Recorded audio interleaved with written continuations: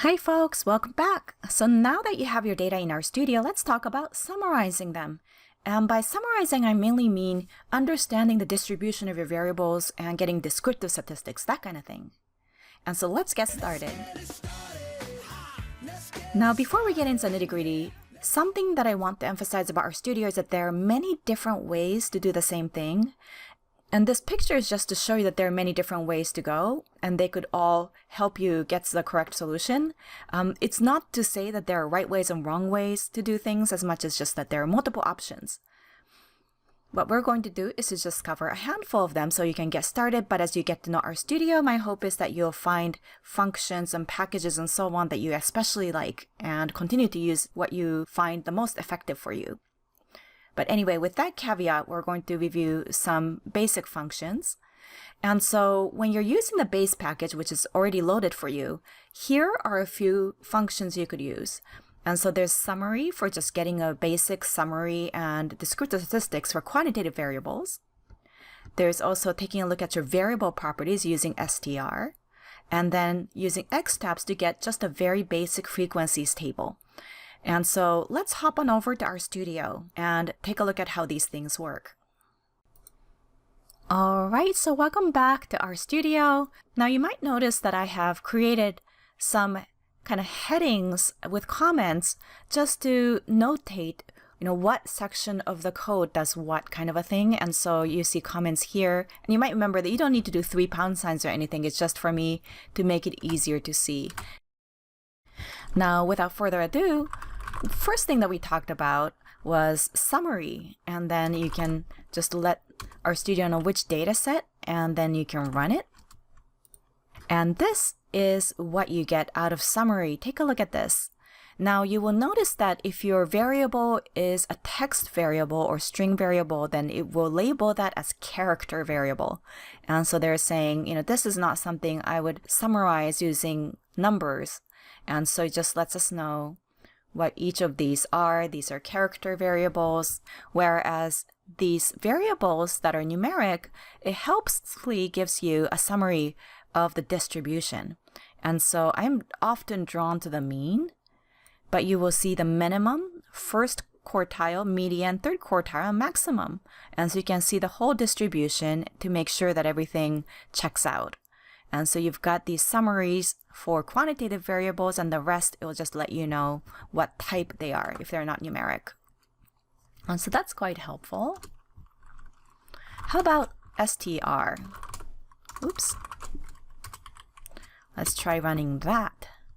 And so what that does, you might remember, is to give you a summary of variable properties. And so is it character, is it numeric, and so on.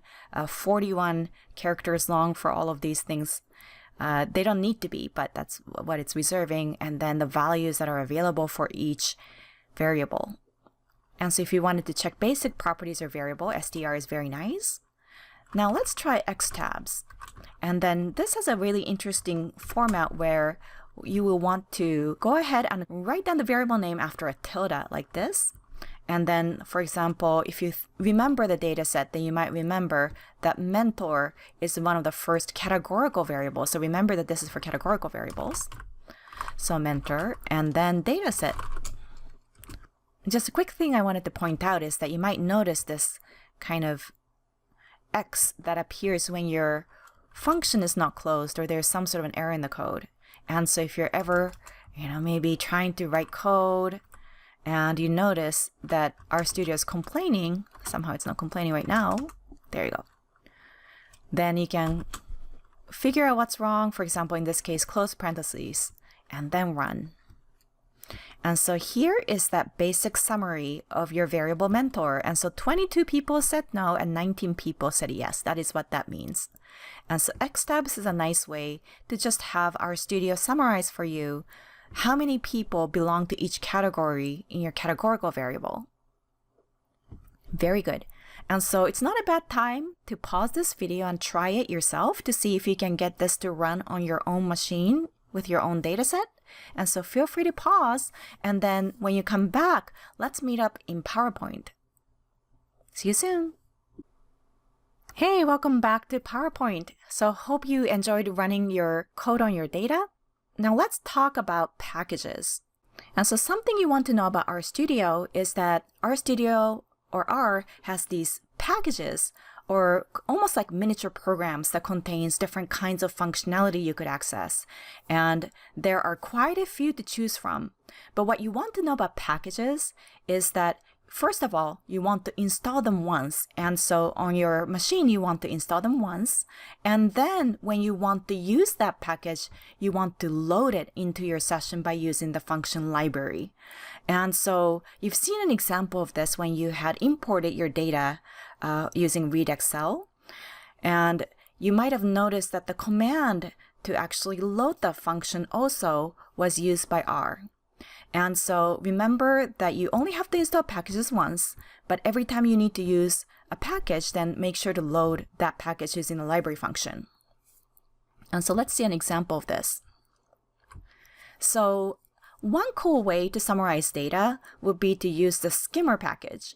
And so let's hop on over to RStudio and see what that might look like. And then we're going to use the skim function and see what it does. Ready? So let's hop on over. Welcome back. So now what we want to do is to first of all make sure that you have your skimmer package installed. And so you can go to install, assuming that you don't have this installed. And then you can look for the skimmer package, and you notice that it provides you with autocomplete because it knows what kinds of packages are available. And so in this case, we want to get skimmer, S-K-I-M-R, and then go ahead and install it. Now, do you remember what you have to do after you install a package? You can't use it yet. If you said, go ahead and load that package, you're absolutely right. And so we first of all wanted to let RStudio know to load that package. So I would want to run the library skimmer, which would allow me to then use the function skim and then data name. And so let's try running skim. Wow, what's this? And so by running skim, you can get this data summary. Isn't it like magic? And so here is a basic summary of your data set. And again, character means those string-based or text-based variables. And so here's a summary of text-based variables. And it'll tell you how many cases are missing and proportion of the cases that have data. I don't quite understand some of these, and I couldn't find the information in the documentation, but n-unique means how many cases have unique values or how many possible values are there for that variable. But in general, the main action happens down here with numeric variables. And so for each variable, it provides a very helpful summary of how many are missing, proportion that have completed the data, and mean and standard deviation very helpfully here, and then the percentiles. And so this is with the medium, first and third quartile, minimum and maximum. Cute little miniature histograms. So you can see how they might be distributed. And so this is a pretty cool way to get a very quick summary in a tabular format or table format. So I might recommend using the skim function within the package skimmer in order to quickly get some summary statistics. Now let's talk a little bit more about descriptive statistics and what you might want to look for when you're writing your poster, for example. And so let me hop on over to PowerPoint once again to go over some additional information. See you there. All right, welcome back to PowerPoint. Now let's talk about attaching data sets. And so this is actually a very useful tip. And so when you work with data sets in RStudio, and want to specify variables in R, you have to designate variables in this format where you write down the data name and then a $sign and then the variable name, all in one thing, no spaces. And that is all well and good. So you will want to know that this is the default, that you want to do data name, $sign, variable name in order to let R know exactly what to work with.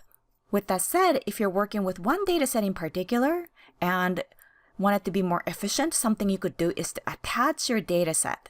And so if you say attach and then let it know what data set, then it will now hold in its basically kind of working memory what data set you're working on, so you don't have to do this part anymore, the data name and then the $sign. And so once you attach a data set, you can begin to specify variables directly.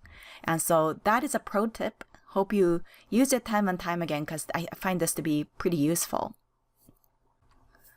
And so assuming that you've attached your data set, here are some ways to get the most important descriptive statistics. Now, in AP-style writing and in research, for continuous variables, so these are those numeric variables that can hold all sorts of different kinds of values, usually you would report the mean and the standard deviation, and that's pretty commonplace. And then for categorical variables, where people may be classified into group, for example, then you mention the number of people for each category and then the proportion of the sample that belongs to that category. And so with that in mind, let's take a look at the functions that could be useful. And here are some basic functions you could use. Continuous variables, pretty easy. Mean and standard deviation, or SD. How about categorical variables? Now in this instance, you've already seen how to get a frequencies table, but that does not give you the proportion. And one way to go would be to actually load the library describe, or DESCR, and so you will need to install that first if you don't have it, and then load it using that library function, DESCR. And then once you've loaded the DESCR package, then you will want to go and use the function freq, or FREQ, in order to obtain a nice frequencies table for your variable.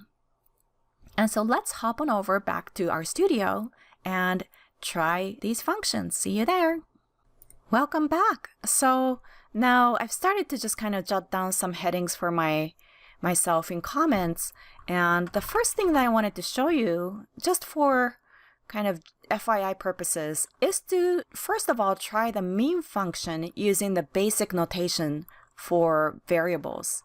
And so what you want to do, if you didn't have your dataset attached, is to first of all note the data set and then put a $sign. And then you can think about, do I, summarize which variable using the mean function. And so this is the basic notation for identifying a variable. Again, data set, $sign, and then the variable name. And so you can run that. And then it gives you a very helpful mean, 3.658537. And it's the same thing as what you see here, even though in fewer decimal points. Very cool. And it's also the same thing as what you might have seen up here as well. So over here is the same thing. Now, so many different ways to do the same thing. But let's say, this is a lot of typing, and so you wanted to attach the data set. Then you might remember that you can do attach and then tell RStudio what data set. And so let's try doing that. Now, what happens then? Does this actually get recognized? Yes, it does get recognized, but now you can run this to get the same result. And so you don't have to type in the information for dataset anymore, because you've now attached the dataset and told RStudio, I'm going to work in Psych300 Data 1. And so you can go ahead and replace the variable name and get additional statistics. How about standard deviation? Same thing. So you can do, for example, if you're doing post, then you can do belong stem post, run it, and then you can get standard deviation. And you can see that same thing here as well, and so on. And so mean and SD are nice quick ways to get the mean and standard deviation for your continuous variables. And now a quick detour in PowerPoint to talk about missing data. And so when you have missing data, so basically blank cells, R will recognize that as missing data point and call it NA. And it's just a label that it has for itself to acknowledge that there is a blank there.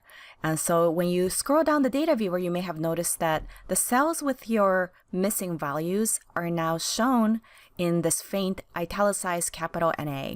And that's R's way of letting you know there's a blank there or missing data there. Now, depending on the function that you run, you may need to tell R what to do with it. And so that is the case for a mean and standard deviation functions. And so what you want to do when you have missing data and you want to run mean and standard deviation functions is to add this portion that I've highlighted in yellow for both of them. So they're both same thing that you want to add. And it's comma, and then na.rm equals true. And that tells R that you want to remove from analysis or ignore those missing values. And then you'll be able to calculate the mean and standard deviation for your variables. And so go ahead and add this part to make it run. And so let's see an example of that in RStudio real quick. See you there. And so here we are back in RStudio, and I've imported a dataset that has missing values for quantitative variables or continuous variables. And so if you just scroll down, you should be able to see some NA missing values right here, and so on. And what I've done is to run code for the same functions that we've run so far. And you can see that by and large, R has handled that beautifully. And so yes, it recognizes that there are NAs or missing values, but you can see that our prior functions have run correctly. And so that's good. And you can tell that there are missing values that are getting recognized. Now, what happens though when we try to run mean and standard deviation like this? Let's try running it. So I know that belongs then post has missing values. Oop. Nope. And so it does not run as intended because right now it's trying to calculate mean and standard deviation, including those missing data points. And so what we want to do, you might remember, is to update that code, and you want to do na.rm equals true. And so I'm going to add that to mean and see what happens. There you go. And so there's your mean. And so let's go ahead and add that to the standard deviation function. na.rm equals true. And it runs. And so there you go. And so in this instance, R needed to know what to do with those missing data points. And so please feel free to update your mean and standard deviation functions with that comma. Don't forget that comma because you want to separate these two arguments. And then na.rm equals true. And give it a try. All right, now back to our prior data set. We'll see you there.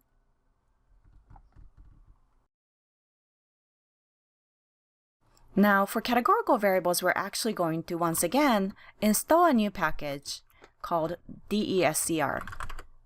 And so you might notice that if you start typing DES, there are many different options. So be careful. We want descr. And then go ahead and install that. And in my case, I had it already installed. So you may see a different set of things appear in your console window. Now, of course, just to show, so if I wanted to do frequencies right now with an attached variable, maybe I want to do grad school. Let's see what happens. See, it's going to complain, could not function frequency. All right, so I jumped the gun. Do you remember what I had to do now that I've installed the descr package? That's right, load that package using a library function. And so descr, and I'm going to run it. And then let's see what happens when I do freq or freq. Ta-da! So now we get a really nice table that also provides us with a proportion. So this is the information you need in order to be able to write up this data in APA style. And so you've got both the number of cases that belong to each category. So now you're reading across. And then the percentage of the cases that belong to that category. And so that's really helpful because you get both types of information. Whereas if you used xtabs, you only get the frequency but not the proportion or the percent. And on the right-hand side, it actually gives you a very nice plot as well. And so you can see visually what the distribution was like. Now, one of the more busy variables for us would be age. And you might remember that this was measured in categories. So I'm kind of curious about what this would look like. And so just out of curiosity, ta-da! And so this is, again, fake data, so don't worry if your results do not look the same. But just to show you, it's nice to not just have the table of frequencies and proportions, but also to have the histogram, or technically the bar chart of your data over here. Now, just a little bonus material. And so let's say that you like visually seeing the distribution of the variables. One thing you could do for numeric variables at least is also to get a histogram. And so if you're kind of like, I wonder about the distribution of a variable, then you can do a hist function and then just run it. And ta-da! It gives you a very nice histogram on the right-hand side. And so you can just play around with different variables that you may have that are numeric.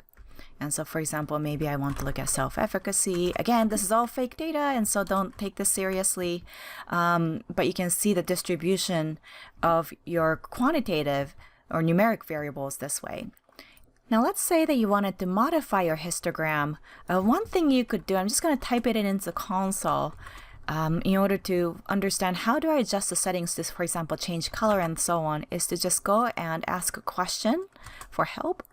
And so if you run that, so you can run things in console, you might remember, but it doesn't end up in your regular script, then you can pull up the histograms help file, and then it'll give you all sorts of different options. For example, you can adjust the color or the range and so on. So for example, if I wanted to do this, but if I wanted to change the color to green or something like that, whoa, that is very, very lime green.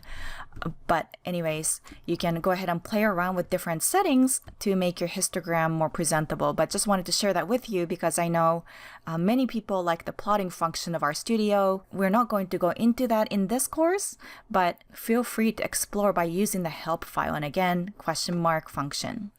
But just some bonus material to let you know that histograms are available for your numeric variables. Now, without further ado, I might encourage you to stop this video and maybe try running some of these commands on your variables that you're studying for your poster. And so feel free to do that, and I'll meet you for some closing comments on the PowerPoint. As always, fantastic job. So now you know how to import, explore, and summarize your data in RStudio. Well done! So enjoy splashing around in RStudio. Hey, wait a minute, I think they might have reversed these two, right? At any rate, all kidding aside, hope you enjoy it. Congrats on getting into RStudio, and I'll talk to you soon. Take care and bye for now.